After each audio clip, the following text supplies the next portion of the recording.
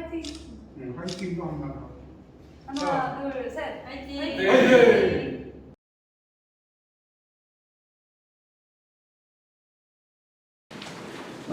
우리 송경재 교수님 시간 늦지 않게 딱 맞춰서 잘 오셨어요. 오늘 바쁘신데.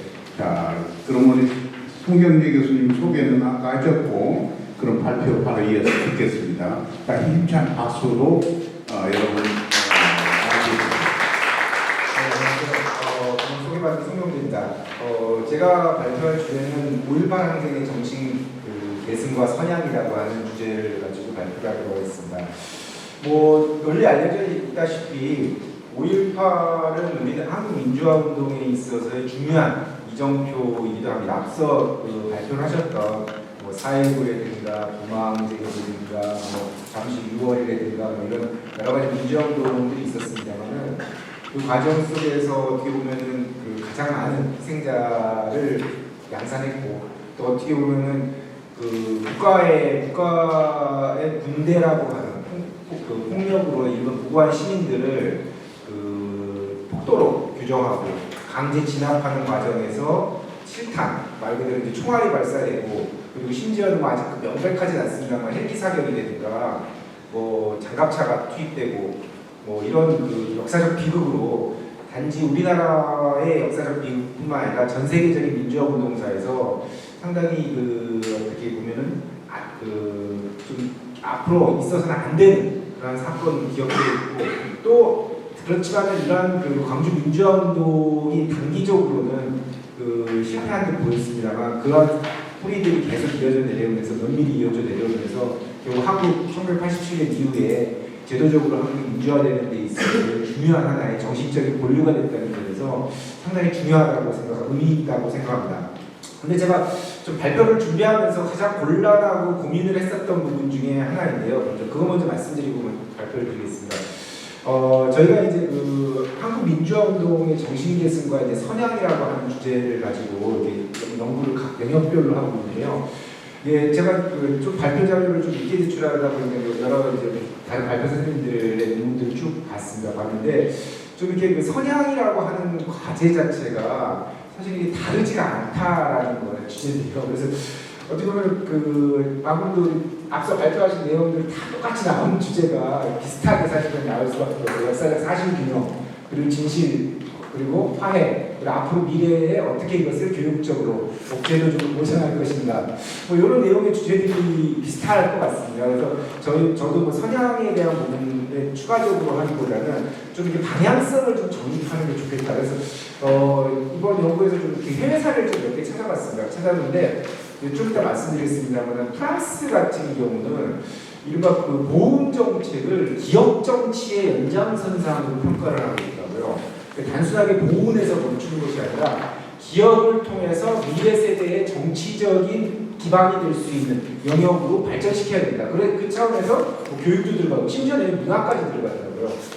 그래서 프랑스의 문화를 강조하는 나라이긴 합니다만 그런 어떤 우리가 연구가 만약에 종결된다면 마지막에 어떤 총 결론으로서 그런 어떤 컨셉을 좀 잡아서 보훈 정책의 어떤 이념, 기반 사실 그게 없는 것 같아요. 그냥 단순하게 국가 유공자니까 우리가 많은 민주화 유공자니까 그러다 보니까 너무 유공자에 대한 평가가 단순해지는 것 같아요.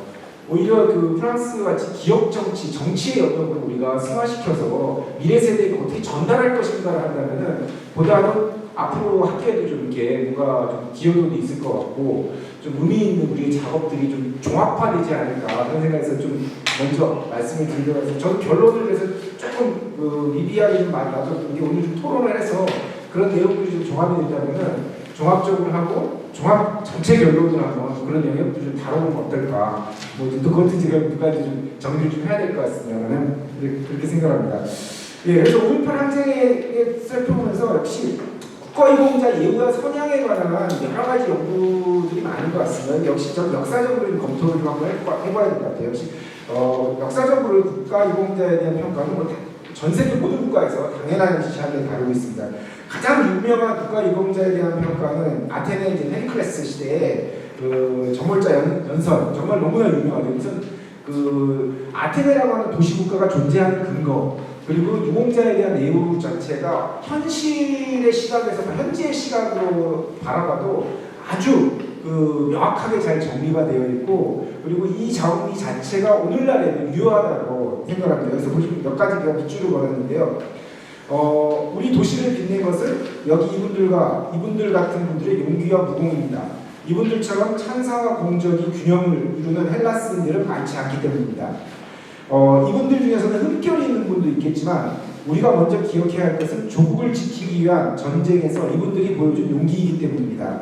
이분들은 나쁜 것을 좋은 것으로 상쇄하고 사생활에서 끼친 해악보다 더 많은 선행을 공동체를 위해 베풀었습니다. 이거 개인에 대한 평가가 아니라는 거거든요.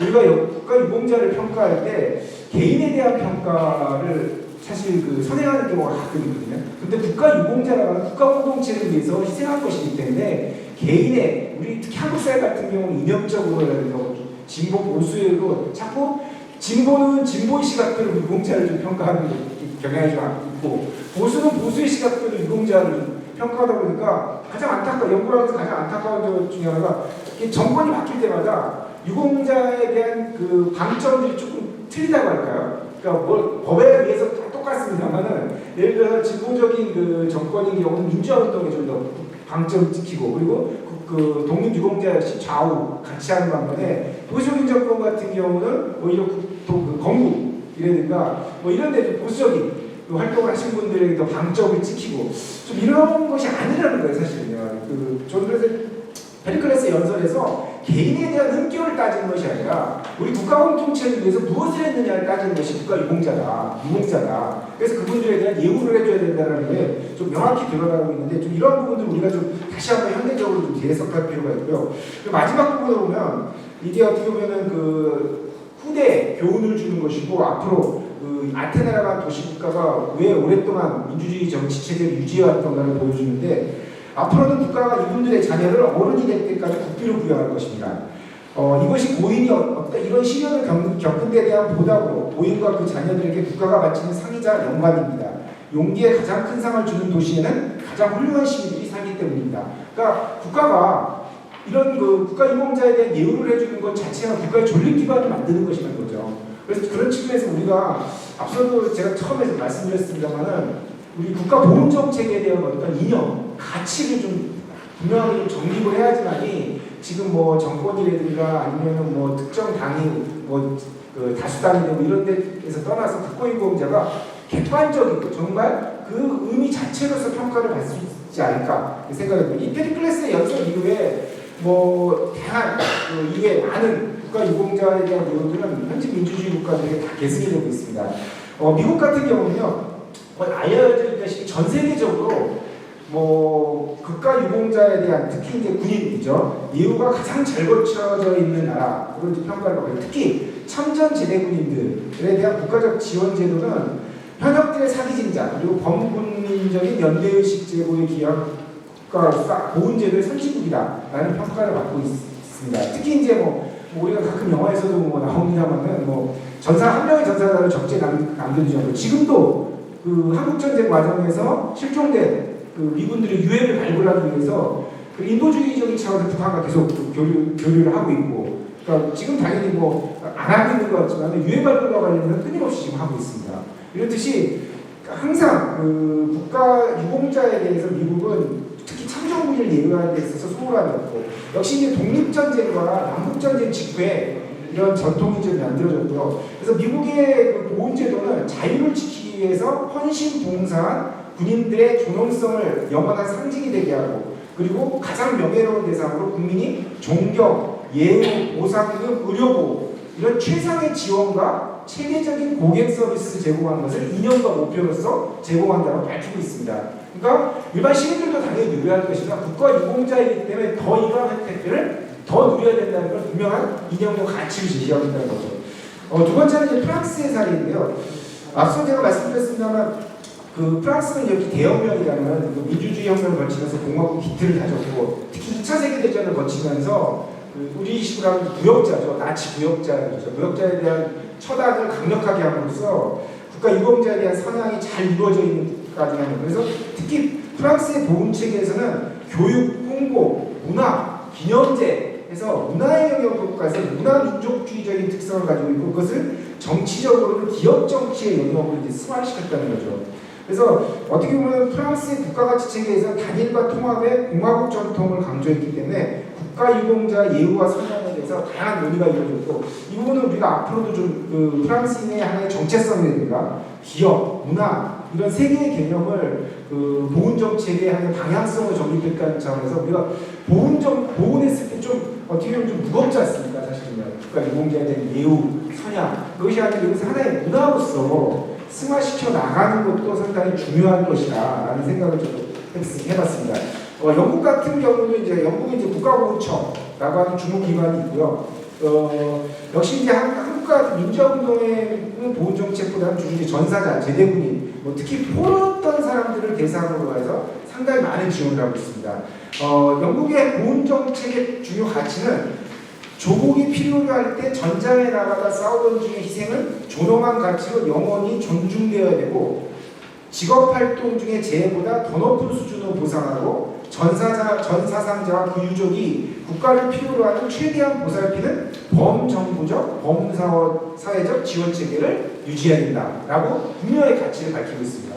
그래서 역시 이제 보시면 아시겠습니다. 미국, 영국, 프랑스 민주주의 체제가 잘 정립되어 있는 나라일수록 이런 보훈체계, 선양, 교육 이런 것이 분명한 가치 이념으로서 자리를 잡고 있다는 것이죠. 그래서 상당히 어떻게 보면 민주화운동의 정신개혁과 사장으로서의 보훈도 중요하지만 이렇게 하나의 그 가치 체계를 만드는 것도 상당히 중요할 것이다 라고 생각합니다. 그런 측면에서 본다면 5.18 그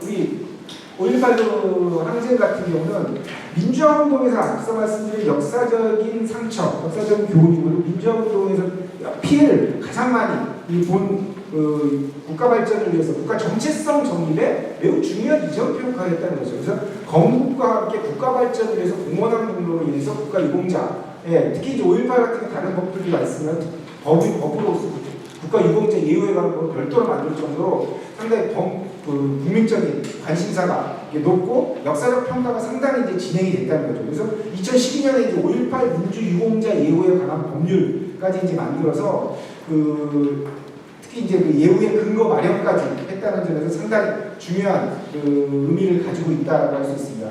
그런데 문제는 이 국가유공자 예우에 대해서 사실상 보시면 아시겠습니다. 앞서 이제 그 5.18 유공자도 마찬가지입니다. 부마 민주항쟁의 사업들이라든가 사회부 관련된 사항들도 보시겠습니다. 과연 미국이나 프랑스, 영국과 같이 최선의 국가 서비스를 제공하고 있냐 했을 때 아니에요. 사실 국가 유공자가 무척 큰 혜택을 받는 것처럼 특히 언론에서 이게 괜히 많이 풀려져 있는 것도 있는데 그분들이 한 행동에 대해 비하한다면은 사실 정말 미약하신 것이고 과연 지금 여기 계신 분들, 우리 학생들도 계시고 우리가 토론하니까 제가 느끼는 부분 중에 하나는 지금 60세 이상 노령연금이라고 보통 얘기하죠. 65세면요. 기초연금이라고 하고 보편적 복지에서 다 시행을 하고 있어요. 그런데 유공자와 관련돼서 물론 이제 상위 정도라든가 정도에 따라 차이는 있습니다. 과연 그렇게 해주고 있는 거 국가가 특히 표를 가지고 있는 60세 이상의 노년체계를 적극적으로 정말 막대한 재원을 끌어가지고 지원을 해주고 있는 데 관해서 국가유공자에게는 얼마만큼의 지원을 해주고 있느냐. 5.18 유공자 같은 경우는 많은 분들이 엄청나게 많은 혜택을 받고 있는데 특히 이제 일부 이제 5.18을 폄훼하려고 하는 그런 세력들 같은 경우는 엄청나게 많은 혜택이 있다라고 하지만 사실 보면은 생계지원금인데 월 10만 원이에요. 월 10만 원인데 이것도 80세 이상의 생계곤란자가 신청해야 되는 겁니다. 실질적으로 10만 원 여러분들 아시겠습니까? 여러분 우리 학생들 지금 한 달 용돈이 얼마입니까? 안 되는 그래도 50만 원 치면 되죠. 아마 교통비가 월 10만 원 넘을걸요? 어떻게 보면요. 한 잔 커피 마시는 값만 생각해보세요. 그런데 월 10만 원이에요. 생계 지원금이라고 하는 것이 사실. 그렇기 때문에 과연 이게 국가 유공자에 해줄 수 있는 서비스의 최선의 서비스냐? 다른 사회부도 마찬가지고 이건 정말 우리가 좀 반성해야 되고 좀 전면적인 개선을 좀 해야 된다. 국민적 합의를 통해서 이건 충분히 모든 국민들이 이건 진보나 보수의 이념적 가치가 아니라는 거죠. 당연히 같이 손을 잡고 해야 되는 것입니다. 그리고 5.18 5.18 민주 유공자 증서를 통해서 뭐 여러 가지 이제 뭐 교육 지원이라든가 취업 지원, 의료 지원들이 혜택이 됩니다. 그런데 전체 병원이 아니라 아시겠습니까? 특정한 병원들, 국가가 운영하는 병원들에서는 혜택이 되는 거죠. 그렇기 때문에 사실상 그렇게 엄청나게 많은 혜택이 있는 것이 아니다. 명예이고 그들이 이제 일부 그 제공되는 데 있어서 실질적으로 국가 유공자에 대한 서비스가 정말 제대로 되고 있지 않다라고 하는 것을 이번에 다시 한번 깨달았습니다. 그래서 측면에서 본다면 선양이라는 것도 사실 중요합니다만은 유공자 예우 자체를 현실화시켜야 된다. 네? 실제로 그 과거의 기준으로 맞춰가지고 정말 기초연금을 40만 원, 50만 원 좀 늘리겠다고 계속 정치인들이 공약하면서 유공자를 위해서 어떻게 국가가 서비스를 하겠다는 공약은 없어요. 이런 건 뭔가 좀 우리 사회에서 좀 문제가 있다. 이거 앞으로 국가 정체성을 정립하는데도 만약에 국가가 내가 일이 일어나가 싸워서 민주화운동을 하건 아니면은 전쟁이 나서 싸워서 다치거나 상해분경이 되면 죽었는데 아무런 혜택을 주지 않는다? 그럼 누가 나서겠습니까? 이건 우리 국가 정체성뿐만 아니라 국가 존립과도 관계되어 있는 겁니다. 그래서 어떻게 보면은 이런 부분들에 대해서 우리가 그 좀 합의를 통해서 개선을 좀 해야 될 것 같고요.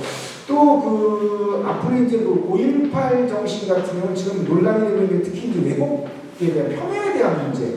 특히 여전히 가짜 뉴스가 밝혀졌음에도 불구하고 뭐 이른바 김철수라고 하는 북한 간첩, 북한의 뭐 무장 세력이 내려와서 선동했다라고 하는데 아직까지 이게 만연하고 있다는 거.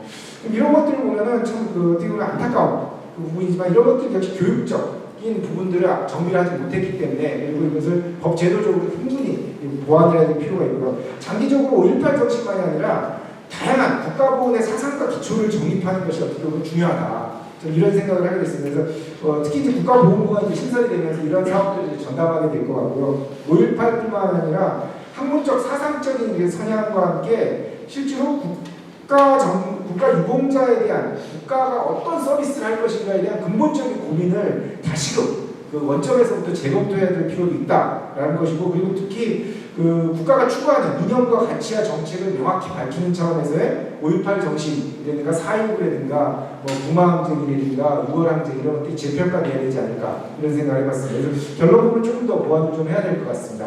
이상 발표를 마치겠습니다. 감사합니다. 우리 송경대 교수님 논문만 여기서 현장에서 읽었습니다. 이게 열리질 않아가지고 그리고 이제 정주신 아까 소장님 결론 부분은 이렇게 오늘 논의된 것을 종합해서 오늘 송경대 교수님한테 배운 거예요. 결론 부분은 남겨두는 것도 보완할 수 있는 그런 좋은 기회가 또 주어지니까 그렇게 하면 되겠구나 생각이 들었습니다.